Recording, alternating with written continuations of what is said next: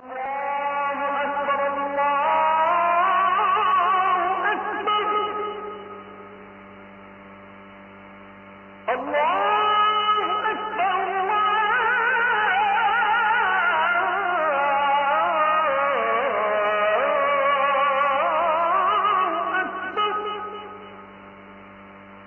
রাব্বুল আলামিন রমাদানের যে বিশাল বড় নেয়ামত মুসলিম মিল্লাতকে দিয়েছেন, মুসলমানদের আমলি, আধ্যাত্মিক এবং সার্বিক উন্নতি এবং অগ্রগতির অন্যতম সিজন এবং মৌসুম হলো রমাদানুল করিম।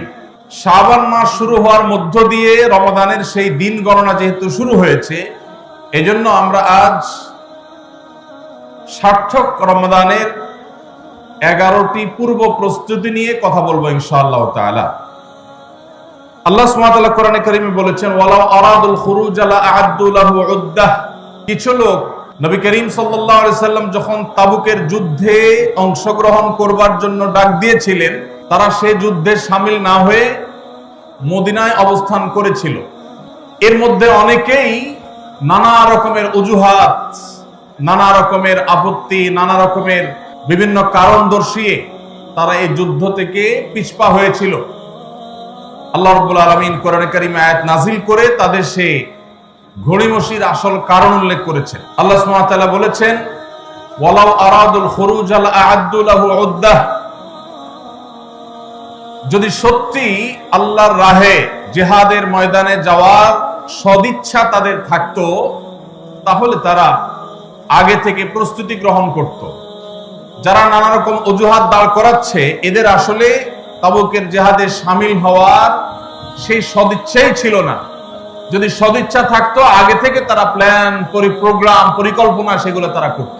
ঠিক একই ভাবে রমজান মাসের যে ইবাদতের বিশাল বড় অপার সম্ভাবনা আমাদেরকে দান করেছেন, এই সম্ভাবনাকে কাজে লাগাতে হলে তার জন্য যথাযথ প্রস্তুতি গ্রহণ করা জরুরি।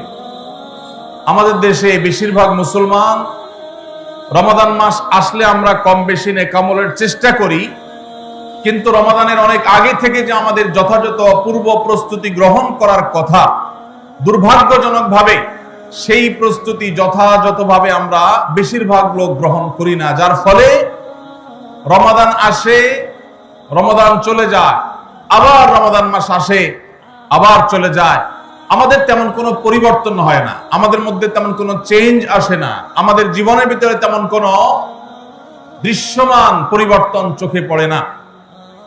এই জন্য সম্মানিত ভাইরা আমার, রমাদানকে যদি আমরা যথাযথভাবে কাজে লাগাতে চাই, তাহলে যথাযোগ্য প্রস্তুতি এখন থেকে, শাবান থেকেই আমাদের গ্রহণ করতে হবে। প্রিয় নবী সাল্লাল্লাহু আলাইহি সাল্লাম বলেছেন, ইন্নাল্লাহা ইউহিব্বু ইযা আমিলা আহাদুকুম আমালান আন ইউতকিনাহ। আল্লাহ রাব্বুল আলামিন বান্দা যে কোনো কাজ করলে সেটা যদি ইতকানের সাথে করে, দৃঢ়তার সাথে করে, উত্তম উপায়ে করে, যথাযথভাবে করে, সে কাজটা যদি করার মতো করে, তো আল্লাহ তাআলা সেটাকে পছন্দ করেন এবং ভালোবাসেন। আমরা যদি রমাদান মাসে সিয়াম এবং কিয়াম, রোজা এবং তারাবি, অন্যান্য আমল ইবাদত বন্দিগি গতানুগতিক ভাবে করে শেষ করি, আমরা যদি দায় সারা ভাবে শেষ করি, তাহলে এটা আল্লাহ তাআলার প্রিয় পাত্রে আমাদেরকে শামিল করবে না।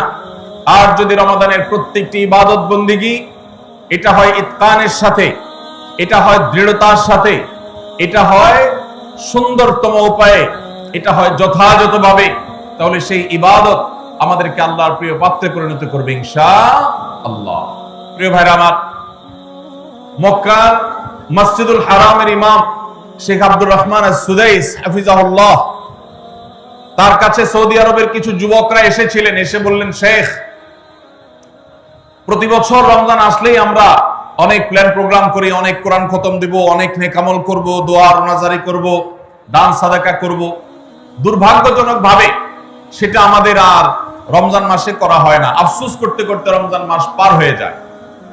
আপনি আমাদেরকে পরামর্শ দিন, কেন আমাদের প্রতি বছর জীবনে রমজান আসে অথচ সেটা সঠিক ব্যবহার করতে পারি না।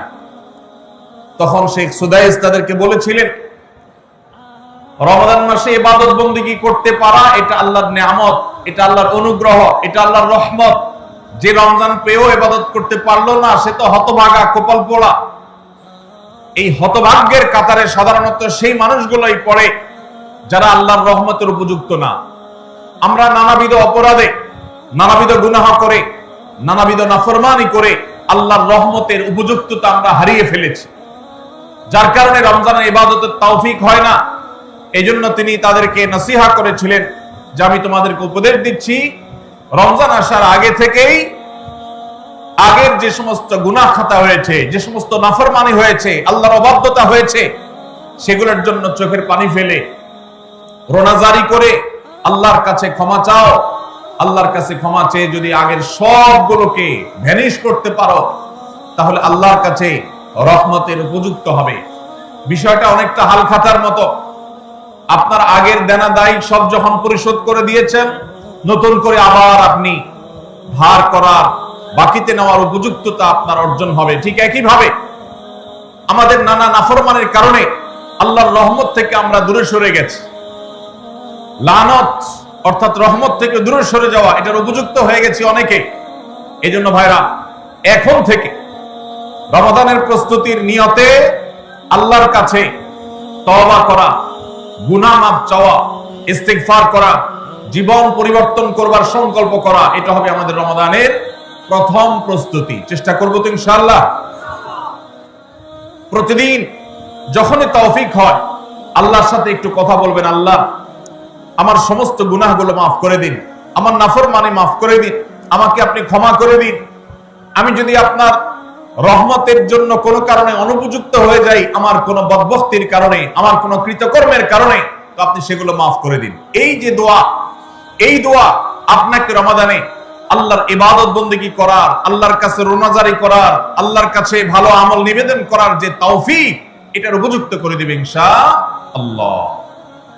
তাহলে রমাদানের প্রস্তুতির প্রথমটি আমরা পেয়ে গেলাম, সেটা হলো আগের গুনাহ খাতাগুলো থেকে ইস্তিগফার করা, তওবা করা, ফিরে আসা। এর মধ্য দিয়ে রমাদানে ইবাদতের জন্য নিজেকে প্রস্তুত করব ইনশাআল্লাহ। চেষ্টা করা যাবে না ইনশাআল্লাহ?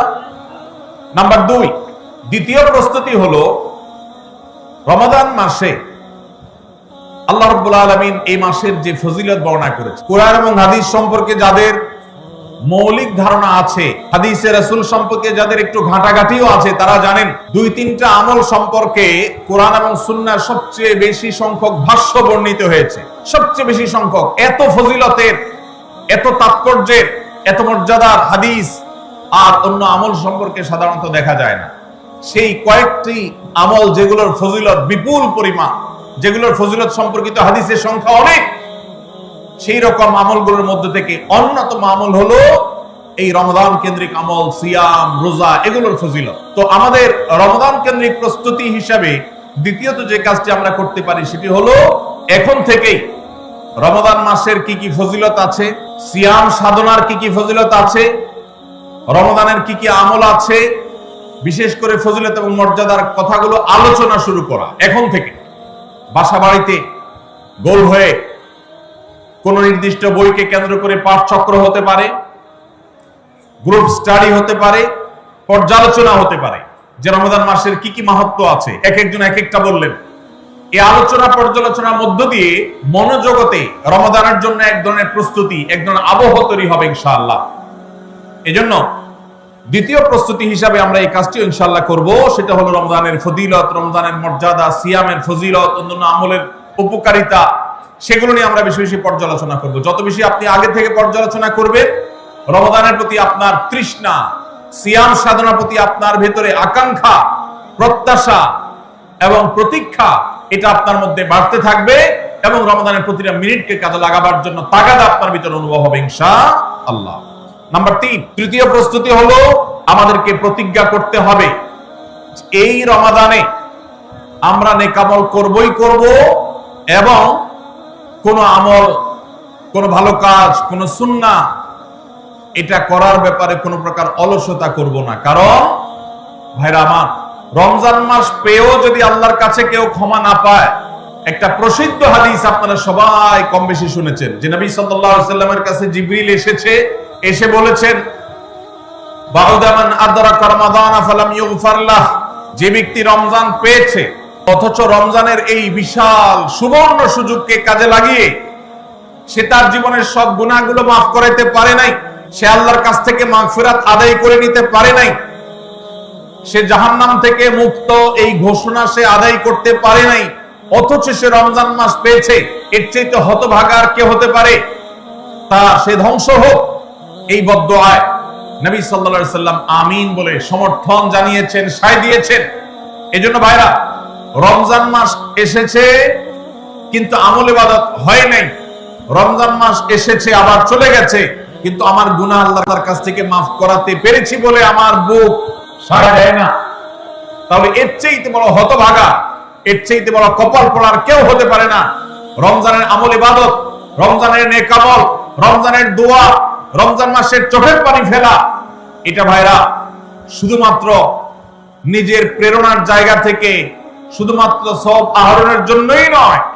এটা যদি না করি তাহলে জিবরিলের বদদুয়া, নবীজি সাল্লাল্লাহু আলাইহি সাল্লামের বদদুয়া, আল্লাহর পক্ষ থেকে ধ্বংস হওয়ার পরোয়ানা, এগুলো অনিবার্য হয়ে যাবে। এই কথা চিন্তা করে এখন থেকে রমজান কেন্দ্রিক প্রস্তুতির অংশ হিসাবে আমাদেরকে প্রতিজ্ঞা করতে হবে, এইবারের রমজানের প্রতিটা দিন আমি আল্লাহর কাছে চোখের পানি ফেলে একটা নির্দিষ্ট সময় কান্নাকাটি করব, আমার গুনাহ খাতাগুলোকে মাফ করাবো, জাহান্নামীদের তালিকা আমার নাম যদি কোনো কারণে যেয়ে থাকে আমি এমন ভাবে রোনাজারি করব, এমন ভাবে ইস্তেগফার করব, এমন ভাবে চোখের পানি ফেলবো, একান্তে নীরবে আল্লাহর সাথে কথা বলবো যেন আমার সমস্ত গুনাহগুলো মাফ হয়, জাহান্নামীদের তালিকা থেকে যেন আমার নাম কেটে যায়। এর জন্য ভাইরা এখন থেকে প্রতিজ্ঞাটা করতে হবে। প্রস্তুতি হলো কাজ হবে রমজানে, কিন্তু প্রতিজ্ঞা হবে এখন থেকে যে আমি কোনোভাবে এইবারের রমজানের সুযোগ আর হাতছাড়া করব না ইনশাআল্লাহ। তাহলে 3 নম্বর হলো যে রমজান কেন্দ্রিক সমস্ত আমলগুলো করব, আল্লাহর কাছে তওবা ইস্তেগফার করে নিজের গুনাহগুলোকে মাফ করায়া ছাড়বো, জাহান্নাম থেকে মুক্তি তথা নাজাত এটা নিজের করে নেব, এই মর্মে প্রতিজ্ঞাটা এখন থেকে যেই কয়দিন রমজান আসতে সময় আছে প্রতিদিন আমাকে নবায়ন করতে হবে। প্রতিজ্ঞা আজকেরটা যেভাবে হবে কালকেরটা আরো স্ট্রং হবে, তারপরের দিন আরো স্ট্রং হবে।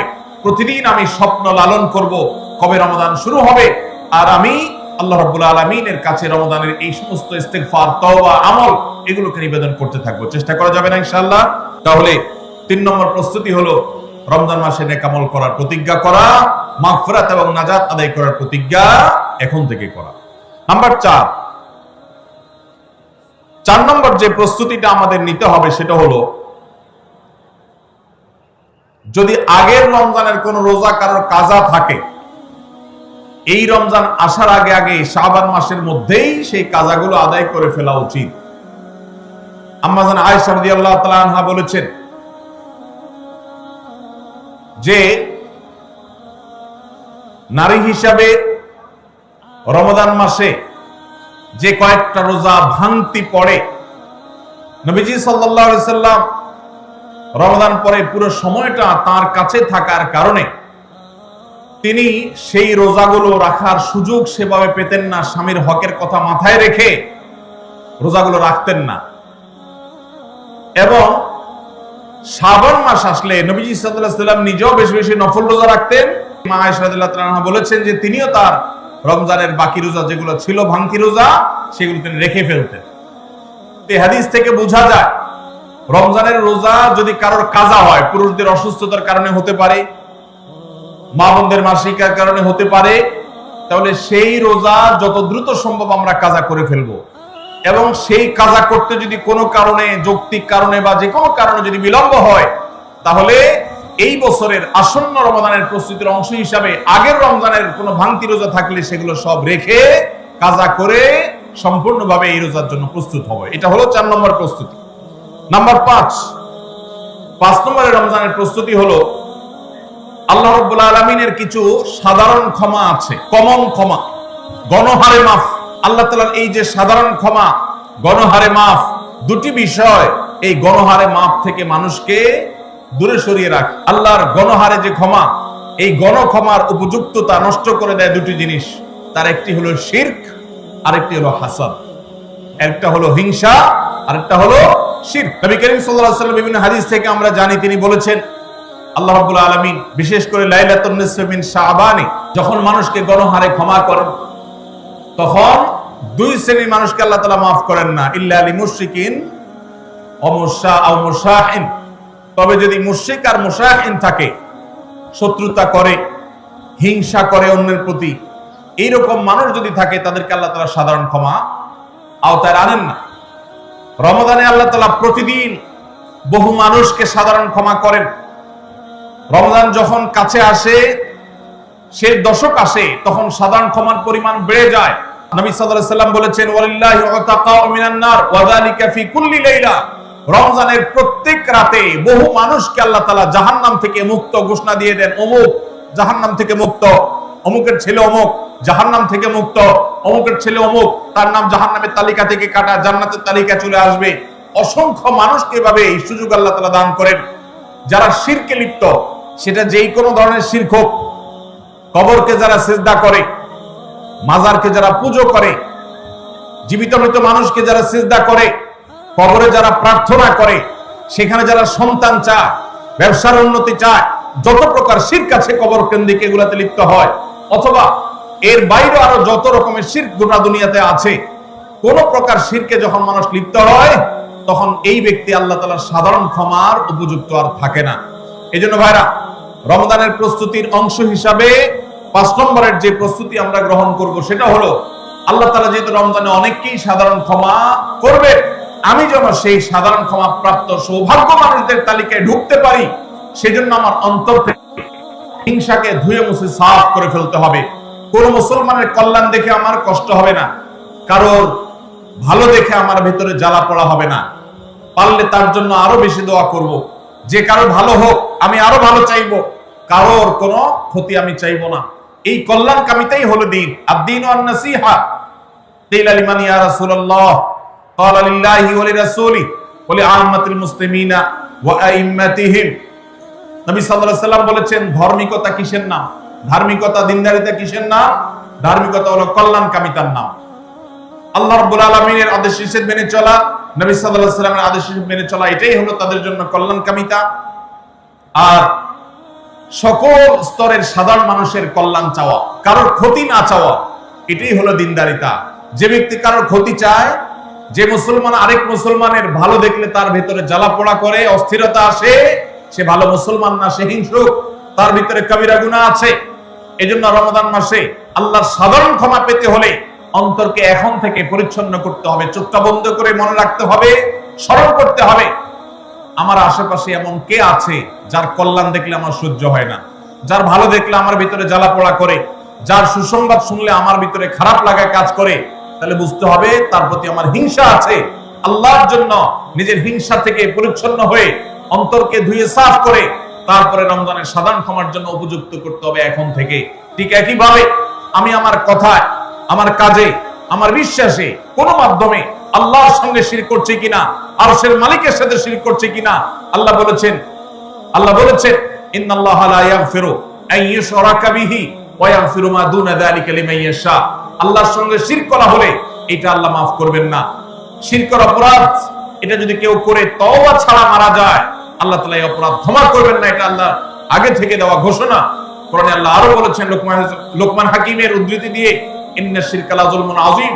তিনি তার সন্তানকে উপদেশ দিতে গিয়ে বলেছিলেন যে ইন্নাশ শিরকা লা যুলমুন আযীম, শিরক সবচেয়ে বড় অপরাধ। এজন্য ভাইরা, শিরক থেকে পরিচ্ছন্ন না থাকলে রমাদানের কোন ইবাদত, কোন আমল আমাদের কাজে আসবে না। এজন্য রমজানের প্রস্তুতি হিসেবে শিরক এবং হিংসা থেকে অন্তরকে পরিচ্ছন্ন করা, পবিত্র করা, এটা হলো আমাদের পঞ্চম প্রস্তুতি। নাম্বার 6, বিগত রমজান যেগুলো আমাদের জীবনে এসেছে, সেই সমস্ত রমাদানে কেন আমার আমল ইবাদত হয় নাই? রমজান আসার আগে নিয়ত করছি কোরআনটা খতম দিব, কিন্তু দিতে পারি নাই। রমজান আসার আগে নিয়ত করেছিলাম এই বছর একটা তারাবিও মিস করব না, কিন্তু অনেকগুলো মিস হয়ে গেছে। রমজান আসার আগে নিয়ত করেছিলাম এই বছর রমজান থেকে ধূমপান করা ছেড়ে দিব, কিন্তু অনেকে ছাড়তে পারেন নাই। রমজান আসার আগে নিয়ত ছিল এই বছর রমজানে একটা খারাপ জিনিস মোবাইলে, টিভিতে দেখবো না, কিন্তু সেই প্রতিশ্রুতি রাখতে পারি নাই। কেন পারি নাই? বিগত রমজানের সমস্ত আমলনামা নিয়ে বসতে হবে এখন থেকে, শাবান থেকে, আজকে থেকেই, যে আমার গত রমজানে আমল ইবাদতের ক্ষেত্রে প্রতিবন্ধকতা, বাধাগুলো কি কি ছিল, একটা একটা করে সম্ভব হলে লিখে ফেলবেন। নাম্বার 1, আমি তারাবিটা নিয়মিত পড়তে পারি নাই, কারণ অমুক অমুক বন্ধুর সাথে আড্ডায় যেতে হয়েছে, তাহলে এটা আমার একটা বাধা। আমি হারাম জিনিস থেকে বেঁচে থাকবো, কিন্তু পারি নাই কেন? কারণ ফেসবুকে ঢুকছে একটা কাজে, সেখান থেকে আমার আরো 5টা অকাজ করা লাগছে। তাহলে এটা আরেকটা কারণ, ফেসবুক। এভাবে একটা একটা করে আপনি যদি কারণ লেখেন, লেখার পর আসন্ন রমাদানকে অর্থবহ এবং সার্থক করবার স্বার্থে এবং প্রয়োজনে সেই চিহ্নিত কারণগুলো একটা একটা ধরে হিম্মত করে সৎসাহস করে আল্লাহকে সন্তুষ্ট করবার আশায় ছুঁড়ে ফেলে দিতে হবে নিজের জীবন থেকে। এই সংকল্প এবং এই কাজটা যদি আপনি করতে পারেন, তাহলে ইনশাআল্লাহ আপনি দেখবেন আপনার এই রমজান আপনার জীবনের শ্রেষ্ঠ রমজান হয়েছে। ভাইরা আমার, নবী করিম সাল্লাল্লাহু আলাইহি সাল্লাম তার জীবদ্দশায় কয়টা রমজান পেয়েছেন? মাত্র 8টা রমজান পেয়েছেন। দ্বিতীয় হিজরিতে রমজানের রোজা ফরজ করা হয়েছে, দশম হিজরিতে আল্লাহ তাকে দুনিয়া থেকে নিয়ে গেছেন। মাত্র 8টা রমজান তিনি পেয়েছেন নবী সাল্লাল্লাহু আলাইহি সাল্লাম। বহু সাহাবী আছেন তাদের জীবনে রমজান মাত্র পেয়েছেন একটা রমজান পেয়েছেন। এরপরে রমজান আসার আগে হয়তো জিহাদের ময়দানে গিয়ে শাহাদাত বরণ করেছেন। অনেক সাহাবী আছেন হয়তো 40, 45, 50 বছর বয়সে ইসলাম গ্রহণ করেছেন, এরপরে কয়েক বছরের মধ্যে দুনিয়া থেকে চলে গেছেন, রমজান পেয়েছেন অল্প কয়েকটা। আর আমরা জন্মসূত্রে মুসলমান হওয়ার সুবাদে এক একজন মানুষ 20টা, 30টা, 40টা, 50টা রমজান আমরা পেয়েছি। দুর্ভাগ্য আমাদের, সাহাবায়ে কেরাম মাত্র 2, 4, 5টা রমজান পেয়ে তাদের জীবনকে যেই পর্যায়ে নিয়ে গেছেন, আমরা বেশিরভাগ মানুষ জীবনে 30, 40, 50টা রমজান পেয়েও আমাদের জীবনকে সেই পর্যায়ে নিতে পারি নাই। ভাইরা আমার, এই জন্যই আসন্ন রমজানকে সঠিকভাবে ব্যবহার করবার জন্য আমাদের বিগত রমজানগুলোর সমস্ত সমস্যাগুলোকে চিহ্নিত করতে হবে। কি কি কারণে আমি এর আগের রমজানগুলো সঠিকভাবে কাজে লাগাতে পারিনি, ব্যবহার করতে পারিনি, সেগুলো একটা একটা করে দূর করতে হবে। যেমন সোশ্যাল মিডিয়া, ফেসবুক, ইউটিউবের আসক্তি, এটা আমার আগের বছর রমাদানের যে ইবাদত, এটার ক্ষেত্রে প্রতিবন্ধকতা ছিল। তাহলে এই বছরের ইবাদতের প্রস্তুতির অংশ হিসাবে এই সোশ্যাল মিডিয়া, ফেসবুক আমার মোবাইল থেকে আনইনস্টল করে ফেলতে হবে। চেষ্টা করা যাবে না ইনশাআল্লাহ? ভাইরা আমার, যদি ফেসবুক আমার আমল ইবাদতের প্রতিবন্ধকতা তৈরি করে, তাহলে ফেসবুককে আল্লাহর জন্য কোরবানি করবেন রমজান মাস উপলক্ষে। কারা কারা প্রস্তুত আছেন? হাত তোলেন। বুঝে শুনে হাত তুলছেন? বুঝে শুনে হাত তুলছেন?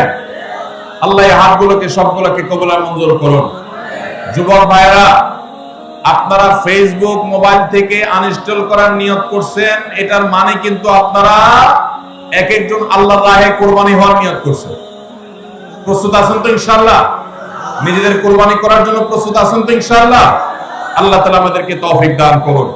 ভাইরা আমার, রমাদানের 6 নম্বর প্রস্তুতির অংশ হিসেবে যে কাজটি করতে হবে বলছিলাম, সেটা হলো আমাদের সমস্যাগুলো কি কি হয়েছে সেগুলো চিহ্নিত করে সেগুলো দূর করতে হবে। আর 7 নম্বর প্রস্তুতির অংশ হিসেবে আমরা যেটি করব সেটা হলো রমাদান কেন্দ্রিক সমস্ত আহকাম এবং মাসাইল, বিধিবিধানগুলো আমাদের শিখে ফেলতে হবে। এটা রমজানের প্রস্তুতি। আমাদের দেশে অনেক মসজিদে ইমাম সাহেবরা তালিম করেন রোজা ভঙ্গের কারণ কি, রোজা মাকরুহ হওয়ার কারণ কি, রোজার জন্য ক্ষতিকর বিষয়গুলো কি কি, এগুলো রমজান মাসে বিভিন্ন নামাজের পরে তালিম করেন। এটা একটা ভালো চেষ্টা, কিন্তু এই কাজটা যদি আমরা শাবান মাস থেকে নিজস্ব উদ্যোগে করি, সেটা হবে আরো ভালো চেষ্টা। কথা কি বুঝে আসছে ভাই? তাহলে রমজান আসার আগে থেকেই আমরা মাসাইলের তালিম, মাসাইলের শিক্ষা, জ্ঞান অর্জন, রমজানের বিধিবিধানগুলো আমরা জানার চেষ্টা করব। এটা হবে পার্ট অফ প্রিপারেশন ফর রমাদান। রমজানের জন্য প্রস্তুতির অংশ হিসাবে আমাদের এখন থেকে রমজান এবং সিয়ামের মাসাইলগুলো জানতে হবে। আল্লাহ আমাদের সবাইকে আমলের তৌফিক দান করুন। 8 নম্বর হলো রমজানে যে আমলগুলো করবেন এখন থেকে সেগুলোর ওয়ার্ম আপ এবং রিহার্সাল শুরু করে দিবেন, প্রস্তুতি শুরু করে দিবেন, চর্চা শুরু করে দিবেন। কারণ মানুষ দাঁড়ানো অবস্থায় হঠাৎ করে জোরে দৌড় দিতে পারে না। একটা গাড়ি সেটা দাঁড়ানো অবস্থায় হঠাৎ করে 100, 150, 110, 20 গতিতে চলতে পারে না। প্রথম 10, 20 হয়, এরপরে 40, 60 হয়, এরপর আস্তে আস্তে 100 বা 110, 20 হয়। এই জন্য রমজান মাসে যদি আপনি বিপুল পরিমাণ ইবাদত করতে চান, অনেকে আছেন অপেক্ষা থাকেন রমজানের চাঁদ উঠলে সব শুরু করব। এদের দ্বারা জীবনে কিছুই হয় না।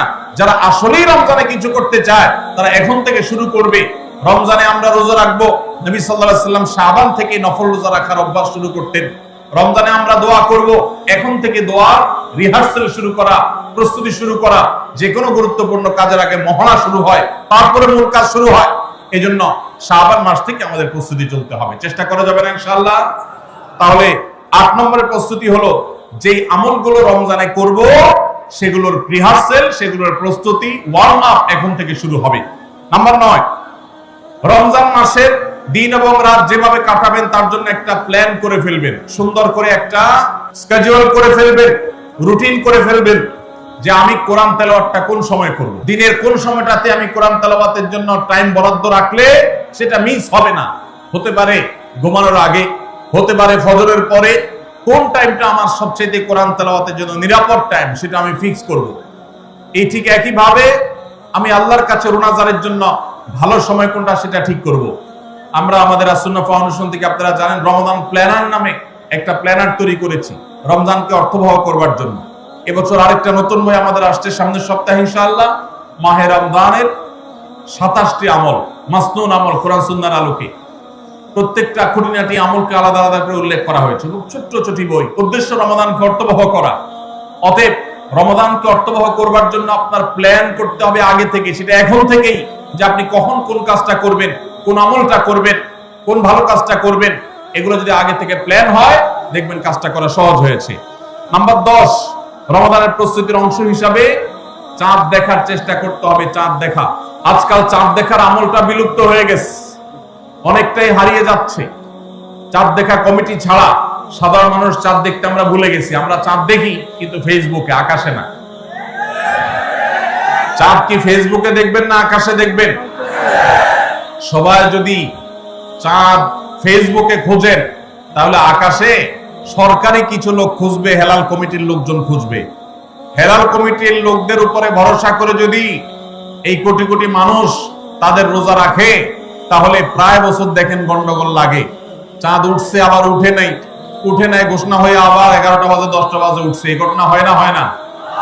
এই ঘটনা এই জন্য হয় যে আমরা সবাই চাঁদ দেখার দায়িত্বটা পালন করি না। নবীজি বলেছেন সুমু লিরুইয়াতিহি ওয়া আফতিরু লিরুইয়াতিহি, তোমরা রোজা রাখো চাঁদ দেখে, আবার ঈদও করো চাঁদ দেখে।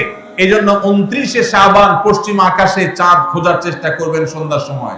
চেষ্টা করবেন না ইনশাআল্লাহ? চেষ্টা করে যদি চাঁদ দেখতে নাও পারেন তারপর আপনি সওয়াব পাবেন। আর যদি চাঁদ দেখেন তাহলে দোয়া করবেন আল্লাহুম্মা আহিল্লাহু আলাইনা বিল ইয়ুমনি ওয়াল ঈমান ওয়াস সালামাতি ওয়াল ইসলাম রাব্বি ওয়া রাব্বুকাল্লাহ। হে আল্লাহ, এই চাঁদকে আপনি বরকত এবং ঈমান দিয়ে আমার জন্য পরিপূর্ণ করে দিন। এই মাস আমার জন্য নিরাপদ এবং ইসলাম দিয়ে পরিপূর্ণ করে দিন। হে চাঁদ, তোমার আর আমার পালনকর্তা একজন আল্লাহ। অতএব এই চাঁদ দেখার চেষ্টা করব। এটাও রমাদানের প্রিপারেশন, রমাদানের প্রস্তুতির অংশ। 11 নম্বর হলো আল্লাহর কাছে ভাই চোখের পানি ফেলে এখন থেকে দোয়া করব, আল্লাহ এই যে রমজান আসছে এটা যেন আমার জন্য লাইফ চেঞ্জিং হয়, এটা যেন আমার জীবন পরিবর্তনকারী হয়, এটা যেন আমাকে মুত্তাকি বানিয়ে ছাড়ে, এটা যেন আমাকে নেকামল ওয়ালা বানিয়ে দেয়, এটা যেন আমার জীবনে বিশাল বড় অ্যাচিভমেন্ট এনে দেয়, এটা যেন আমাকে মাগফিরাত পাইয়ে দেয়, এটা যেন আমাকে নাজাত পাইয়ে দেয়, এটা যেন আমাকে জান্নাতের উপযুক্ত করে। এই রমজান যেন আমাকে জাহান্নামীদের তালিকা থেকে আমার নামকে কাটানোর নিশ্চয়তা এনে দেয়। সেইভাবে রমজানকে কাটাবার জন্য আপনি তৌফিক দান করুন। এখন থেকে আল্লাহর কাছে এই বরাদ্দ আদায় করতে হবে, চেয়ে নিতে হবে এবং সেটার জন্য দোয়া করতে হবে। এই দোয়াটা হলো একাদশ এবং সর্বশেষ প্রস্তুতি। চেষ্টা করা যাবে না ইনশাআল্লাহ রমাদানকে কেন্দ্র করে? তাহলে যে প্রস্তুতিগুলো আমরা নিতে পারি, যেগুলো আমাদের রমাদানকে অর্থবহ করতে পারে, তার ভিতরে 1 নম্বর বলেছিলাম তওবা ইস্তেগফার করে আগের সব গুনাহগুলো থেকে আল্লাহর কাছ থেকে মাগফিরাত আদায় করে নেওয়া, যাতে করে রমজানে ইবাদতের জন্য আপনি উপযুক্ত হন, আল্লাহর রহমত প্রাপ্তির তৌফিক প্রাপ্ত হন। অনেক সময় গুনাহগুলো ইবাদতের ক্ষেত্রে বাধা হয়, গুনাহের কারণে আল্লাহর ইবাদতের তৌফিক হয় না।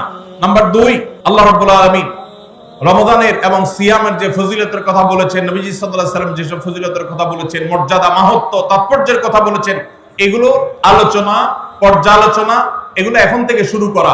আপনার অফিসে, বাসায় বিভিন্ন রকমের হাদিস, রমাদানের ফজিলত, সাহরি ইফতারের ফজিলত, গুনাহমুক্ত থাকার ফজিলত, তাকওয়া চর্চার ফজিলত, রমজানের আমল, এগুলো এখন থেকে জানাশোনা শুরু করে দেন। এখন থেকে এটা রিহার্সাল শুরু করেন। রমজানকে অর্থবহ করবার জন্য আমরা রমাদান প্ল্যানার করেছি। রমজানকে অর্থবহ করবার জন্য আমরা কোরআন তারাবির সালাতে কোরআনের বার্তা বই করেছি।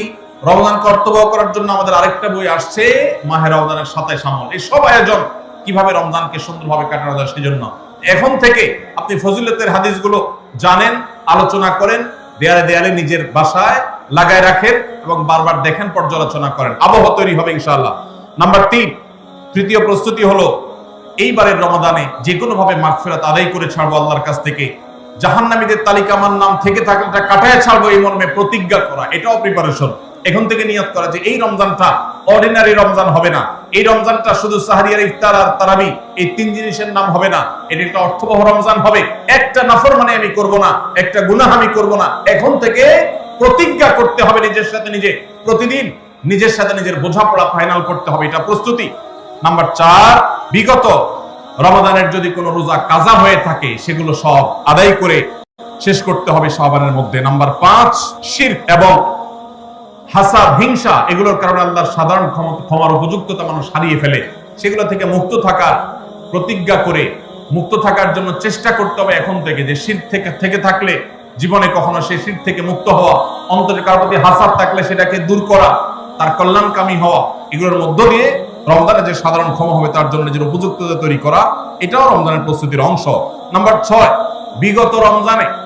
বিগত রমজানগুলোতে কোন কোন কারণে আমার আমল হয় না, কোন দোস্তের কারণে, কোন বন্ধুর কারণে, কোন গ্রুপের কারণে, কোন অ্যাপসের কারণে, কোন ফেসবুকের কারণে, সেগুলো একটা একটা করে এই রমজানে যেন জীবনে না থাকে সেগুলা ছিন্ন করার জন্য প্রস্তুতি নেওয়া। নাম্বার 7, রমজানের মাসলা মাসাইল গুলো জানা, এটাও রমজানের প্রস্তুতির অংশ, এখন থেকে সেটা করা। 8 নম্বর হলো রমজানে যে আমল করতে চান এখন থেকে সেগুলো শুরু করে দেন, তেলাওয়াত করা। অনেক সালাফ শাবান মাস থেকে প্রচুর তেলাওয়াত করা শুরু করতেন, নবীজি শাবান মাস থেকে নফল রোজা শুরু করতেন। এগুলো হলো আগে থেকে প্রস্তুতি এবং মহড়া। রমজানে যা করবেন, দান সদকা করবেন, এখন থেকে লিস্ট করেন, তালিকা শুরু করে দেন, টাকা পয়সা শুরু করে দেন, এগুলো হলো পার্ট অফ প্রিপারেশন। 9 নম্বর হলো রমজান কিভাবে কাটাতে চান তার একটা রুটিন করে ফেলেন, দিন রাত 24 ঘন্টার রুটিন। বাচ্চাদের, ফ্যামিলির অনেক ধরনের আমল আছে রমজানকে কেন্দ্র করে, যেগুলো হারিয়ে গেছে আমাদের সমাজ থেকে। রুটিন করেন এবং ইলম অর্জন করার চেষ্টা করেন।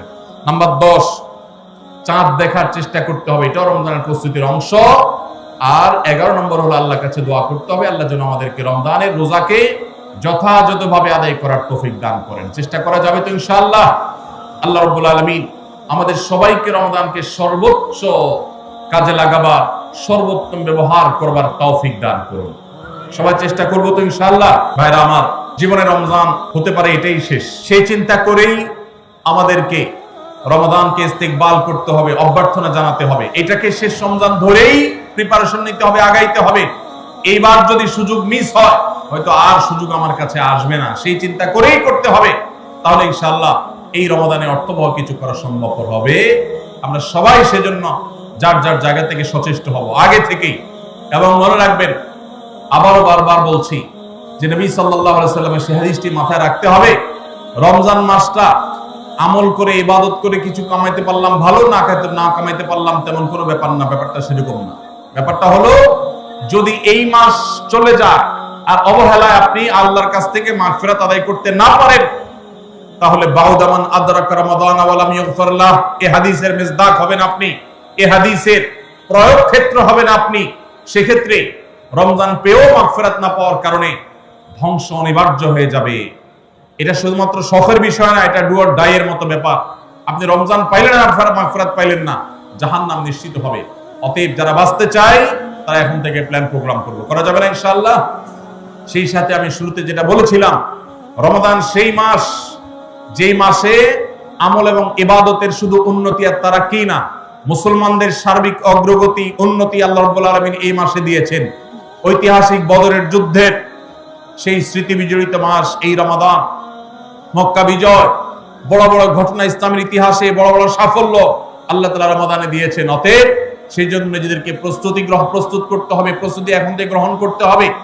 এবং বাংলাদেশের এই মাটি আল্লাহ রাব্বুল আলামিন যেন দ্বীনের জন্য, ঈমানের জন্য, কোরআনের জন্য, সুন্নাহর জন্য কবুল করেন। এদেশের মুসলমানদের অন্তরের অন্তঃস্থলে যেন দ্বীনকে আল্লাহ তাআলা গেঁথে দেন। আমাদেরকে সবাইকে যেন আল্লাহ তাআলা প্র্যাকটিসিং মুসলমান বানায় দেন। নামদারি মুসলমানদেরকে আল্লাহ যেন সিরিয়াস মুসলমান বানায় দেন। নামাজি মুসলমানকে যেন আল্লাহ আখলাক ওয়ালা মুসলমান বানায় দেন। আখলাক ওয়ালা মুসলমানকে যেন আল্লাহ মুখলিস মুসলমান বানায় দেন।